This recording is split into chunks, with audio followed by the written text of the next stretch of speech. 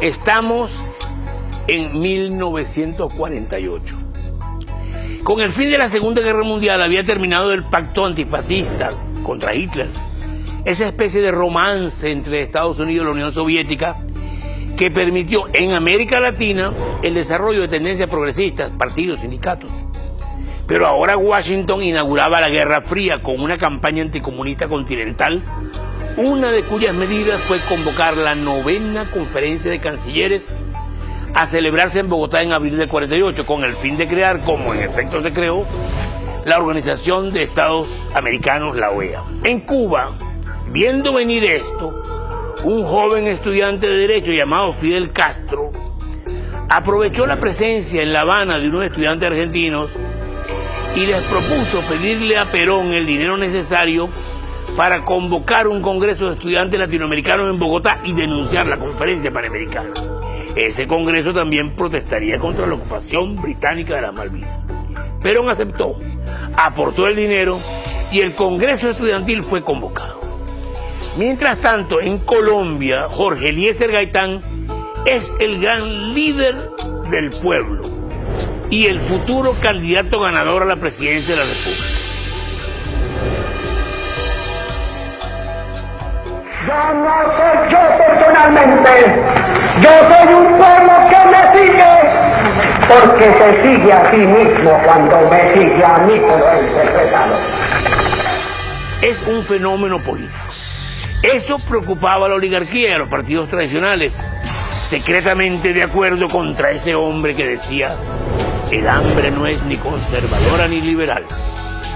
Suele decirse que el asesinato de Gaitán desencadenó la violencia en Colombia, pero no es cierto. Ya existía una gran violencia permanente de la oligarquía contra los sectores populares, mucha matanza de liberales por parte de policías y sicarios del gobierno. Lo que cambia con el asesinato de Gaitán y el Bogotazo es que el pueblo por la primera vez responde a la violencia con violencia y va a seguir respondiendo durante 60 años con diversas formas de lucha armada. El 7 de febrero del 48, 2 meses antes de morir, Gaitán encabeza 100.000 personas en la Marcha del Silencio para pedirle al presidente Ospina Pérez que cese la matanza. Y una semana después, el 15 de febrero, en el entierro de 20 liberales masacrados en Manizales, Gaitán se pronuncia nuevamente por la paz. Pero los asesinatos continúan y el 18 de marzo Gaitán rompe con el gobierno y exige la renuncia de los ministros. El presidente Ospina Pérez responde nombrando canciller al más odiado político, el conservador y fascista Laureano Gómez, para que presida la Conferencia Panamericana. Y lo primero que hace Laureano Gómez es vetar a Gaitán en el evento que comienza el 30 de marzo. Los estudiantes recogen el reto y proponen que Gaitán sea quien clausure el 10 de abril su propio congreso. El fatídico 9 de abril del 48 al mediodía, Gaitán decide ir a almorzar a un restaurante cercano. Esa tarde tenía en agenda reunirse con Rómulo Betancourt, el político de Venezuela, y con Fidel Castro, el estudiante cubano. Gaitán baja de su oficina acompañado de 4 personas, entre ellas Plinio Mendoza Neira, padre del periodista Plinio Puleyo Mendoza, quien al salir del ascensor toma el brazo a Gaitán y se adelanta con él con el pretexto de que tiene que decirle algo. Ya en la calle lo suelta, aparece el asesino con un revólver, Gaitán gira para huir, pero el asesino le pega 3 balazos, 2 en la espalda y 1 en el cuello. Gaitán cae herido mortalmente y el asesino, un tal Juan Roa Sierra, retrocede apuntando con el arma para que no lo sigan.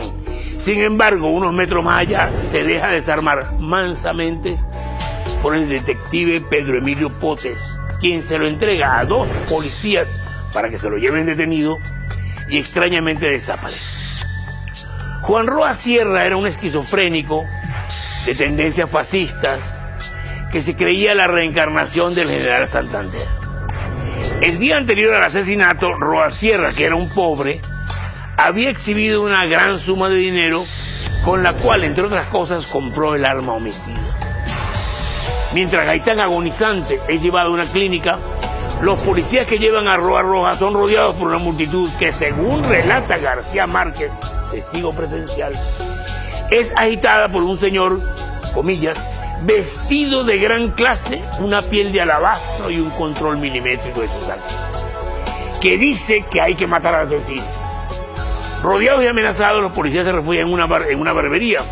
Allí el dueño le pregunta a Roa por qué mató a Gaitán y este responde que no puede hablar porque son fuerzas muy grandes. Finalmente la gente se apodera del asesino, lo matan a golpes y arrastran su cadáver desnudo hasta la presidencia de la República. Al misterioso señor elegante, cuenta García Márquez, comillas, lo recogieron en un automóvil demasiado nuevo, tan pronto como se llevaron el cadáver del asesino. Atención, atención, hoy 9 de abril de 1948. En estos momentos acaba de ser pedido el doctor mataron el padre de Colombia. Corre la voz. Mataron a Gaitán, mataron a Gaitán. Comienzan los saqueos e incendios en Bogotá que se fueron esparciendo a varias ciudades colombianas. Se incendiaron tranvías, autos y 142 edificios, oficinas, hoteles, iglesias del centro, incluyendo la gobernación. Algunas unidades policiales se unen a la revuelta y reparten armas al pueblo, mientras las estaciones de radio transmiten llamados a la revolución. Para quitarle carácter político, la iglesia recomienda al gobierno soltar a los presos comunes para que saqueen. El ejército dispara contra el pueblo y el resultado final del Bogotazo es de 3.000 muertos. La justicia colombiana se cubrió de ridículo cuando sentenció en 1978 que Juan Roa Sierra era un esquizofrénico que actuó por motivos personales y solo. Muy por el contrario, la muerte de Gaitán es el resultado de una acción encubierta, la famosa Operación Pantomima, ejecutada por la Embajada de Estados Unidos y la Policía Colombiana con colaboración de la oligarquía. Así lo confesó en Cuba muchos años después el agente de la CIA John Meples Espíritu, que en el 48 estaba en Bogotá haciéndose pasar por estudiante italiano bajo el nombre de Giorgio Rico. Ahora bien, mientras los documentos sobre las acciones de Estados Unidos en el derrocamiento de Arbenz en Guatemala en el 54, por ejemplo, o en el de Salvador Allende en Chile en el 73, han sido todos desclasificados, los documentos sobre el asesinato de Gaitán seguían siendo secretos en el 2001, cuando el FBI y la CIA son llevados a juicio para que los desclasifiquen. El FBI recordó entonces que había destruido documentos claves y entregó otros sin importancia, mientras que la CIA se negó y se sigue negando hasta hoy a desclasificar los documentos que tiene por razones de seguridad nacional.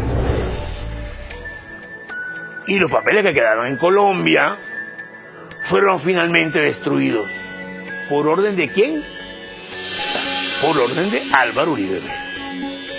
Sabemos por qué mataron a Gaitán. Sabemos quién lo mató y quién se lo señaló al asesino. Lo que queda por saber es cuál fue la participación de los Estados Unidos en el crimen. Pero todo indica que eso seguirá siendo, por un tiempo, para ustedes y para mí, otro misterio de la historia.